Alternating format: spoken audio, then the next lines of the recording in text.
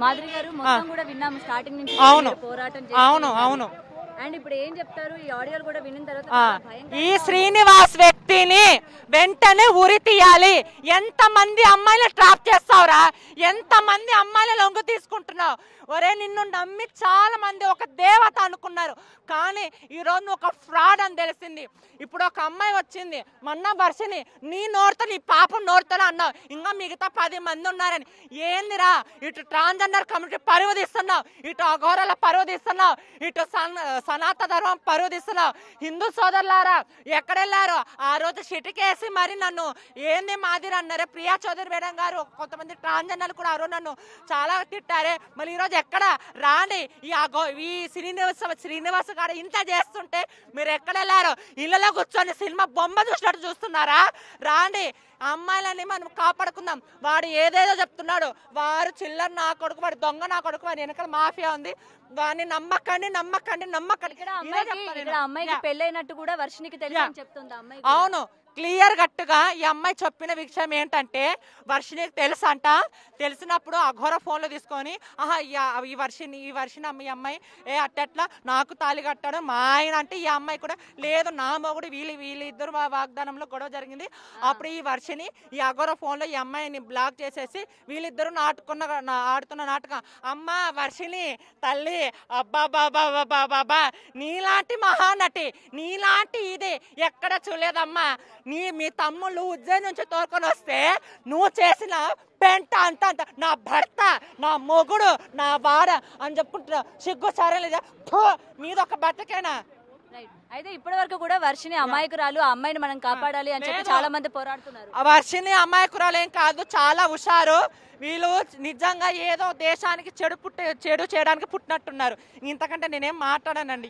Okay, next ఎట్లాంటి step తీసుకోబోతున్నారు ఏంటి? వాడికి శిక్ష పడాలి, వాడికి జైలుకు పంపించాలి, రిమాండ్కి పంపించాలి, వారు నరకం అనిపించాలి. ఒక హిందూ ఉసురుని పోసుకుంటావురా, మా ఉసురుని తగులుతుంది, రక్తం కొక్కని వస్తావు. రైట్, ఇది ప్రెసెంట్ అయితే ఇటు శివరుద్ర అలాగే మాధురి గారు కూడా మాట్లాడడం జరిగింది. అయితే వర్షినికి కూడా అన్ని కూడా తెలుసు, ఇప్పటి వరకు అమ్మాయికి ఏది తెలియదు అని చెప్పి అందరూ కూడా అమ్మాయిని రక్షించాలి అని చెప్పి ఏదైతే మాట్లాడుతున్నారో, కానీ నిజంగా అమ్మాయికి ఈ శ్రీనివాస్కి సంబంధించి ఇంతకు ముందు పెళ్ళైందని తెలుసు, ఈ అమ్మాయి ఉందని తెలుసు. వీళ్ళిద్దరూ కూడా నా భర్త అంటే నా భర్త అని చెప్పి కూడా కొట్టుకున్నారని చెప్తున్నారు. మరి ఇప్పుడు అమ్మాయి చేత లీగల్గా ప్రొసీడ్ అవడానికి శ్రీనివాస్ మీద కేసు పెట్టడానికి అయితే ప్రెసెంట్ అటు శివరుద్ర మాధురి వెళ్తున్న పరిస్థితి కనిపిస్తుంది. Cameraman Sanjitha Gautami reporting, Hyderabad. అందరికీ నమస్తే అండి.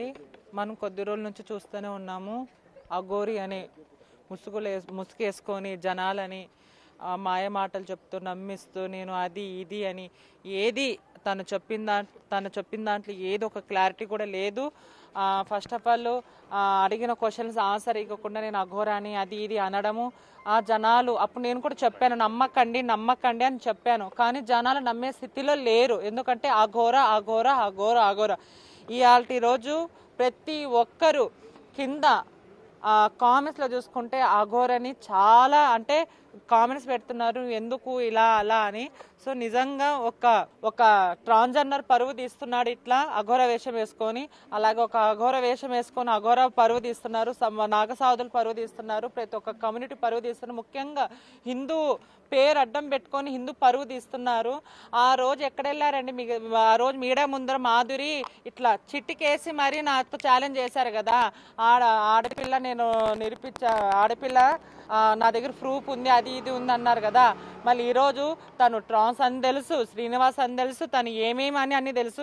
మళ్ళీ ఈరోజు ఎవరు వచ్చి మాట్లాడట్లేదు, ఏం నోర్లు పడిపోయాయి కొంతమంది. ఆ రోజు అఘోరా అఘోరా అన్నారు, ఈరోజు ఎక్కడ పోయినాయి నోర్లన్నీ? సనాతన ధర్మం పేరు అడ్డం పెట్టుకొని ఇదా నువ్వు చేసేది?